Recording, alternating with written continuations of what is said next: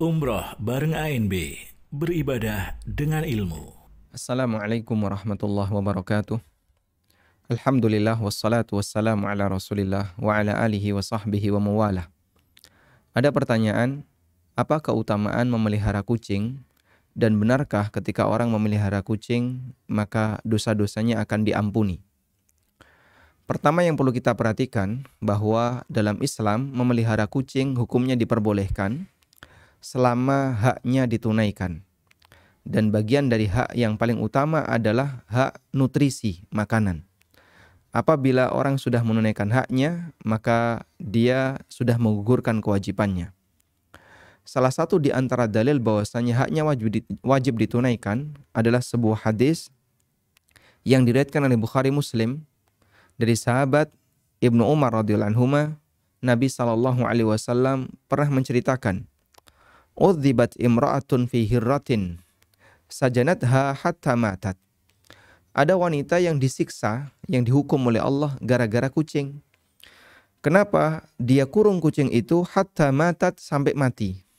Fadakhalat fihan nara, akhirnya dia masuk neraka. La hiya at'amatha, dia tidak kasih makan kucing itu. Wala saqatha, dia tidak kasih minum kucing itu. Idh habasatha, ketika dia kurung kucing itu.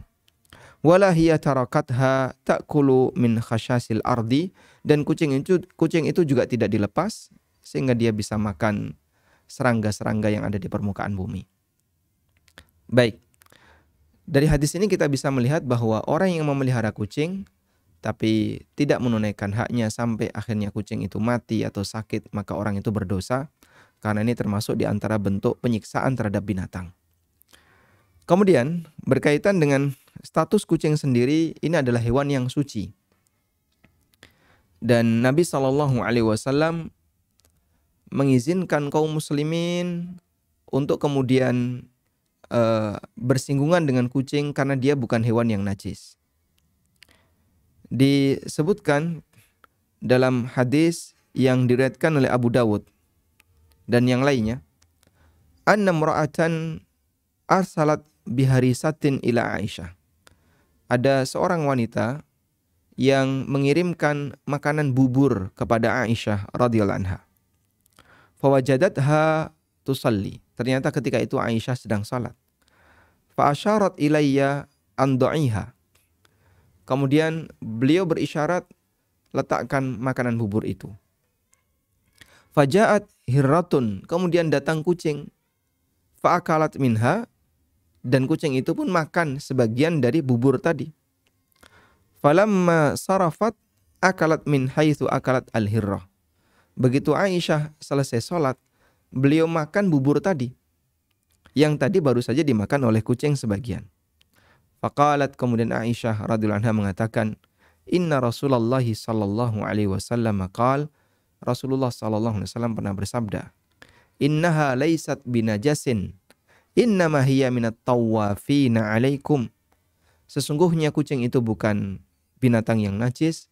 Kucing adalah binatang yang tawafina alaikum, yang sering berkeliaran di sekitar kalian. Wa qad ra'aitu Rasulullah sallallahu alaihi wasallam yatawaddau bi fadliha.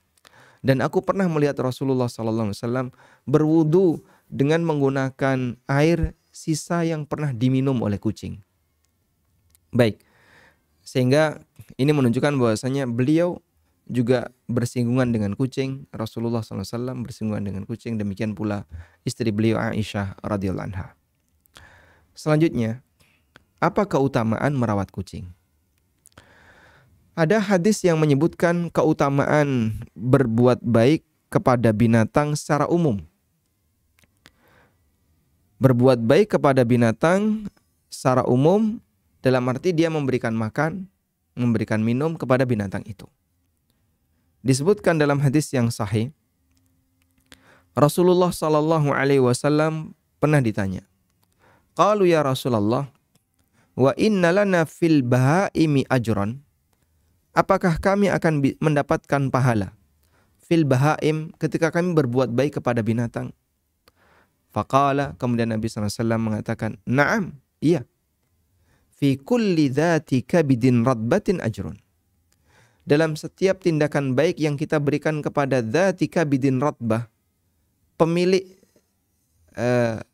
liver yang basah, maksudnya adalah makhluk hidup. Setiap perbuatan baik yang kita berikan kepada makhluk hidup, ajrun, di situ ada pahalanya. Dan hadis ini sahih, ya, diriwayatkan oleh Bukhari dan yang lainnya. Sehingga ketika seorang muslim dia berbuat baik kepada binatang secara umum, maka dia mendapatkan pahala. Dan ini tidak hanya terbatas pada kucing. Bisa kucing, bisa kambing, atau binatang-binatang yang lainnya yang ada di sekitar kita. Maka saat Bapak Ibu punya binatang yang dirawat, kelinci kah, kucing kah, atau binatang yang lain yang Anda rawat, dan itu termasuk binatang yang halal untuk dirawat, boleh untuk dirawat, Anda ngasih makan ke dia, berbuat baik kepada dia, termasuk di antara bentuk amal saleh. Termasuk di antara bentuk amal saleh. Ada nilai pahala di sana. Baik. Karena itu dari hadis ini kita bisa mendapatkan kesimpulan bahwa keutamaan merawat kucing secara khusus, kami tidak menjumpai dalilnya. Tapi kalau kita bicara berbuat baik kepada binatang secara umum, maka berbuat baik kepada kucing masuk di dalamnya.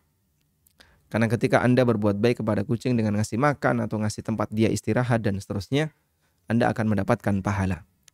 Kalau kucing secara khusus apakah ada? Wallahu a'lam. Kami tidak mengetahui dalilnya. Sehingga kalau disebutkan di sana bisa mendatangkan rizki atau menghapus dosa, memasukkan ke dalam surga dan seterusnya, mohon maaf kami sama sekali tidak menjumpai dalilnya.